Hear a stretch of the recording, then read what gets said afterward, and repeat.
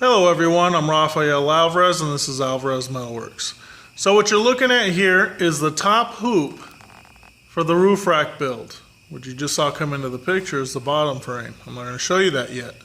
Top hoop is completely finished welded. I only have one seam. Unlike the bottom hoop, when I built the top one, I did everything right and I only had one seam like I had originally planned for both. That's what happens when you don't bend tubing as often as you would like to, and you forget some of the details on how to set it up so your bends are perfect. Anyway, second time around, bends were perfect, everything's great. I'm going to show you guys some quick little clips of me working on the bottom section of the roof rack, and then I'll be right back.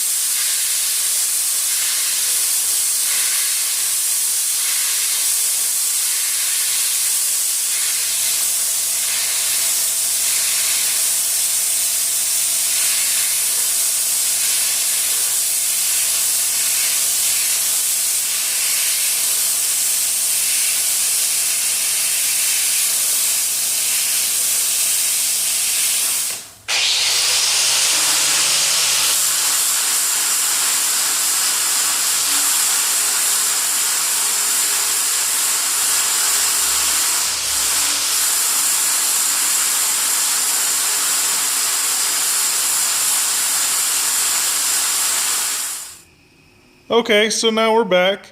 You guys saw the short little clips of me working on this. This is the bottom section as it sits right now.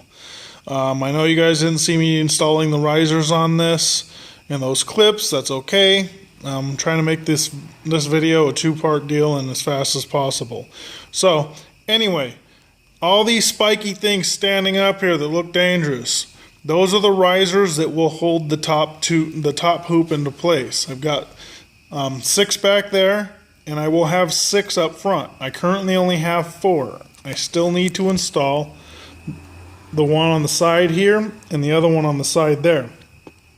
Those are a little difficult because just like this one and that one back there, it's not a 90-degree cope. Okay, these ones back here, even though they're leaning, it's still a 90-degree cope because all it is just leaned over on the tube 20 degrees or 25 degrees, excuse me. These ones on the side, I have to adjust the cope, the notch, whatever you want to call it, so that I can get that same 25-degree angle. Okay, up front, it's an even steeper angle, so that's what I'm going to be dealing with up there, and that's why it's saved for last out of all the risers. So I'm going to get to work on that, but real quick, I've got the expanded steel here in place, and I wanted to tell you guys why I'm putting the risers in the way I am. They're all tacked into place, okay, as you see here, one on each side. The reason why I'm doing this first is because the expanded steel is one solid sheet, okay? I have angled uprights that are going to make it very difficult to put this in once all of the, well, not very difficult. It's going to make it a little challenging to get the expanded steel put in place once all the uprights are in. Add the top hoop, and now it's damn near impossible unless I start bending it severely or I cut a seam and then try to re-weld that seam up later. So that's why I'm doing what I'm doing here with the uprights and putting them all in place. Plus it's allowing me to get proper mock-up and everything. So I would suggest if you guys are planning on doing something like this, follow that step and procedure. Basically I welded those 4 in because they're vertical, 90 degrees, they're not leaning, nothing. They're straight up. They're all coped. I set the roof rack on there, or the top hoop on there. And because the top hoop does not come all the way back to this bar, it's an inch forward of that, I was able to put a spacer underneath here and raise it up to the level that it should be, which is 3¼ inches off the welding table. Okay, then I could stick all of these riser tubes in there and have them held into place while I tack them up and and position them. It was a lot easier to do it that way. Everything's going to come together real nice and neat. I'm not having, if I have any issues with alignment, I'm going to know it before it's welded. So I suggest you guys do that. The expanded steel, once all these risers are in, I need to weld this expanded steel into place. What that's going to also allow me to do is the expanded steel is going to warp these tubes. It's going to when I start welding on it. With me just having the flat bottom piece in here, I will be able to bend that back into shape before I put the side panels on and before I put the top hoop on. So getting that angle and everything was a little bit tough, so I got a bit of a gap here. Because all these joints are going to be TIG welded. So the problem is if you get a big gap, it's hard to TIG weld it shut. So I may have to fill in that gap with a MIG and then run over the top of it with a TIG, or just shoot the whole joint with MIG and run everything else with TIG. I'm not entirely sure. I'm going to play it by ear. As of right now, I'm pulling the top hoop off again. It's not welded. It's sitting in place. And I'm going to pull the expanded steel off, and I'm going to finish welding the base of all of these uprights. I'm going to completely weld them, put the expanded steel back in, and start welding the expanded steel into place. So, be right back.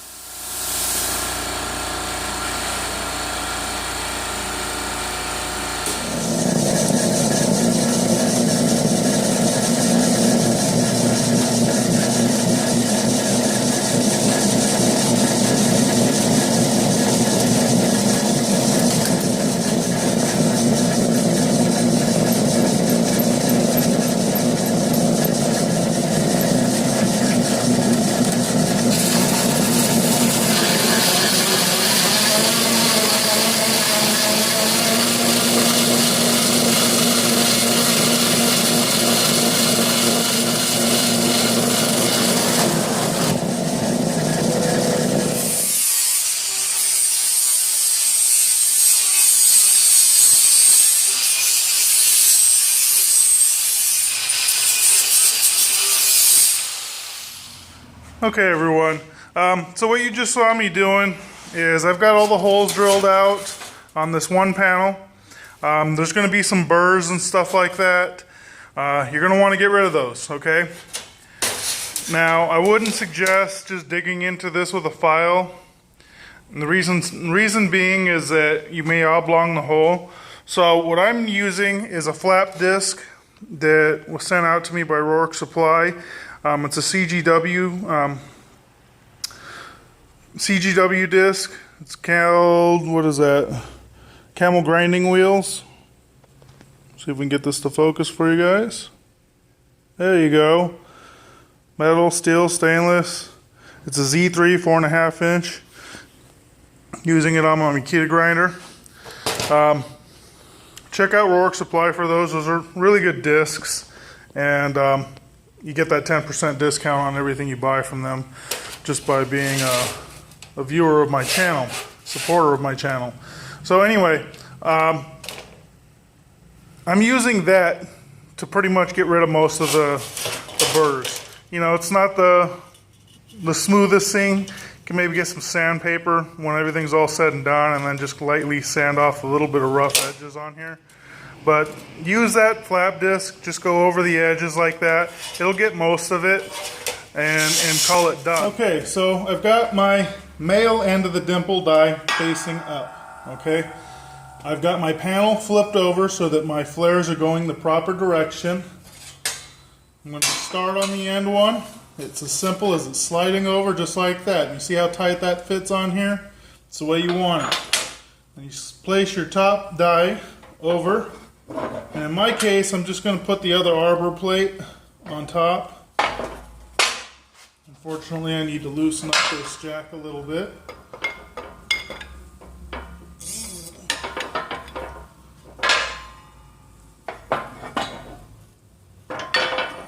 Okay. And then it's as simple as compressing the press. Okay, now as you'll notice, you'll see the metal kind of folding over the die set. As I get closer to it being finished, it's going to start to lift back up. You see how it's lifting up right now? And you keep going until your press gets very hard to compress, which is right now. Okay, that means it's done.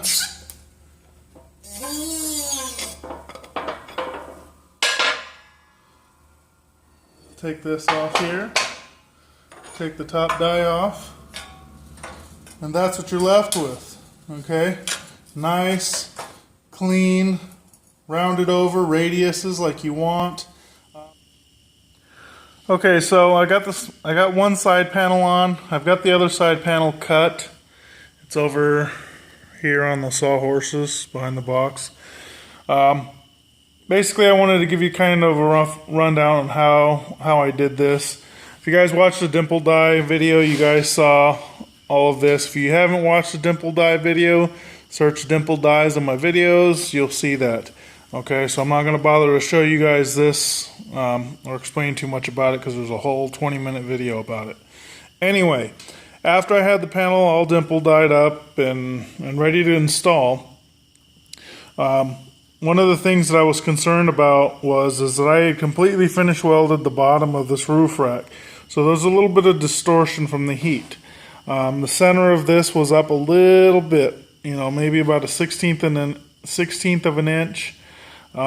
Just some subtleties that I needed to absolutely address before I put this on, or otherwise I was going to have alignment issues. So basically I put this on my welding table, which is flat, added some weight, that and this, it smashed it down tight, good to go. I installed the side panel all the way across the bottom before I did the top. The reason why I did it all the way across the bottom is because this vertical piece will keep that from flexing back up. Okay, it'll hold it in place. Okay, now after that I clamped this and just kind of kept moving my way down and was tack welding and just kept moving, tack welding. Anywhere I saw the metal kind of pulling away from the top bar a little bit, I'd clamp it down and put a tack. That's why the tacks are not uniform.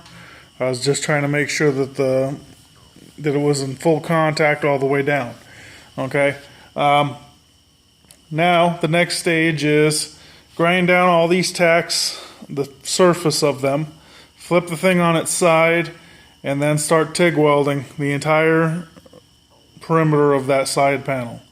Okay, once it's all TIGged up, then I'll come through with a flap disc and smooth it all out, smooth that transition out, and then the side panel will be done. It's a lot of welding, a lot of tedious time working on that, but you know, it's going to look better than having a rigid edge on here with a bunch of tacks.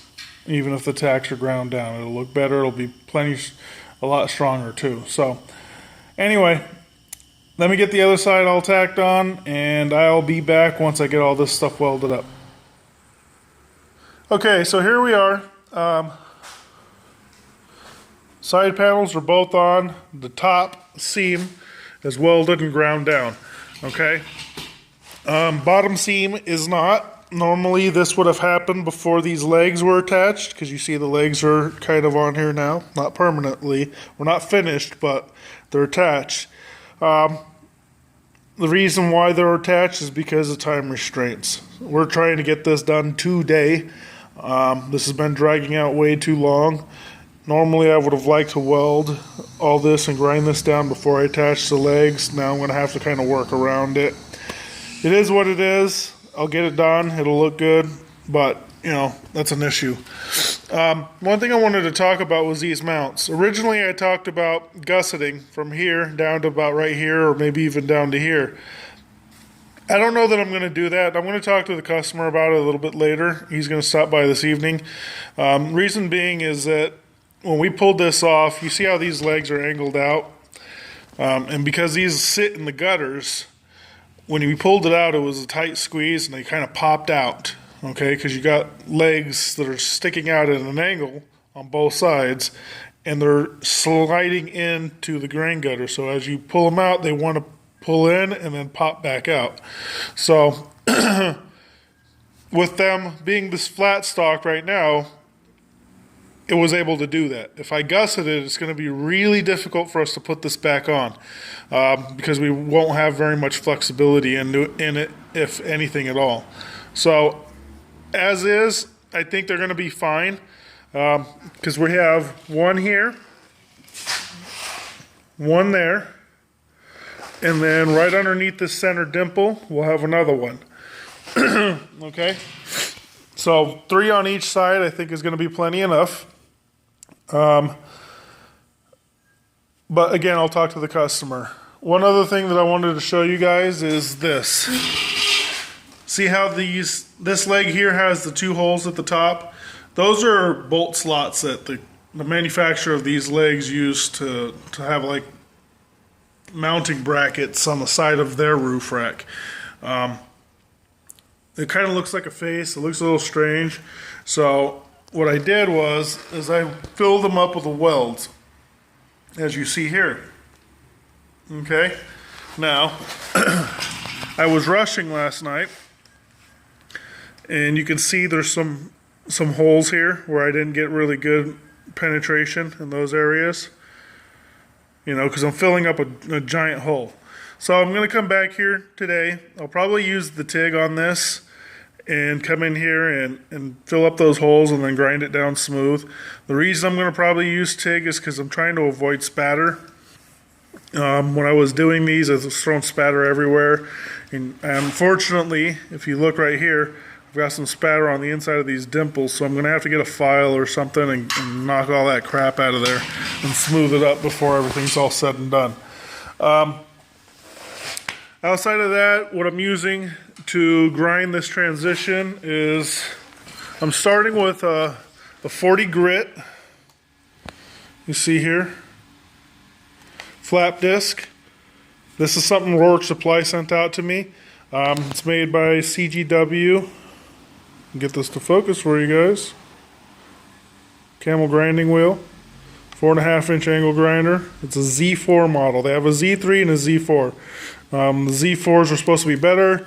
I'm going to be doing a comparison video of these later, but right now I don't have time for that. I'm trying to get these projects wrapped up. So that's what I'm using to grind that out. I may come back with a 60 grit. I'm not sure, just to kind of smooth out some of these scratches.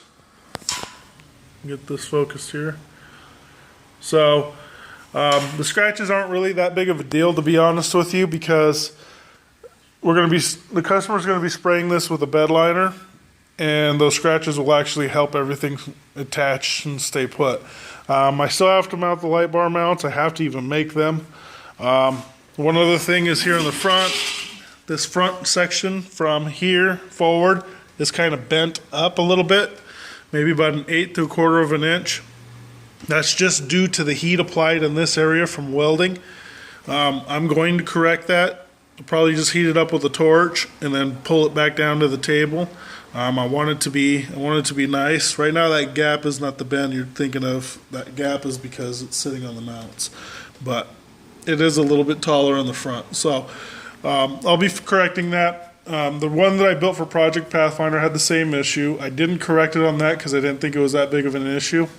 But on this one I'm going to. It's a customer's and I want to make sure that it's spot on. So anyway, I'll be back when we get the rest of this stuff wrapped up and we'll finish off this video.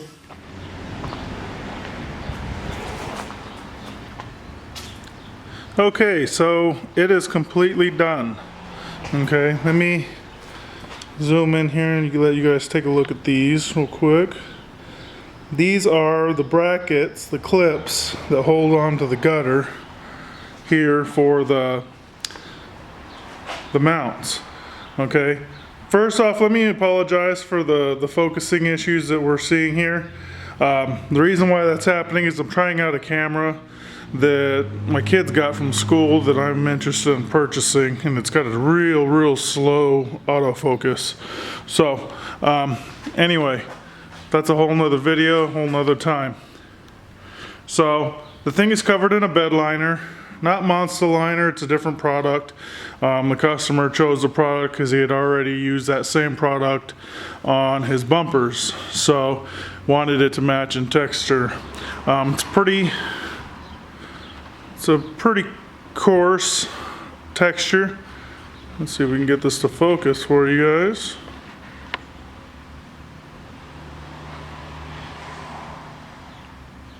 There we go. Sorry about that. So it's pretty coarse, but it does hide a lot of imperfections. Let me give you guys a view of the light bar mount right here. Okay, just a flat tab welded to the side of the upright tube. It's welded front and back. You can see right there. Okay, 42 inches between the two. That's perfect for the light bar that he has. So it's not much to say. I think it turned out real good. I'm gonna have this video, or I'm gonna show a still image of this on the truck later. Customer's coming here shortly. We're gonna install it on the truck and put the light bar on there, and away he goes. I'll take a picture of it and I'll show you guys a still image of it. One thing I wanted to talk to you guys about in the video, and previous video or earlier in this video, I talked about gusseting these mounts, bringing a gusset from here across here. I chose not to do that. Number one, they're strong, but I chose not to do it because if you look, they're angled out.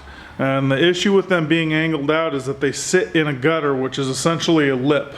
Okay, if I don't have some flexibility in these mounts, it's going to make it very difficult to install the mount or install the roof rack in the gutters, as well as remove it.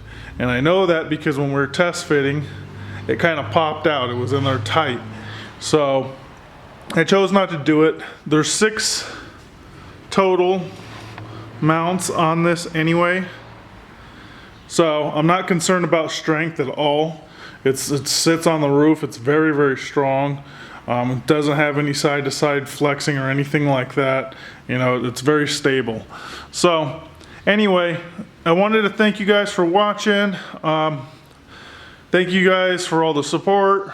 Check out Rourke Supply. They're making it possible for me to cut some of my costs with their products. I'm gonna do some follow-up videos and reviews on some of the stuff they sent me that I used on this roof rack build.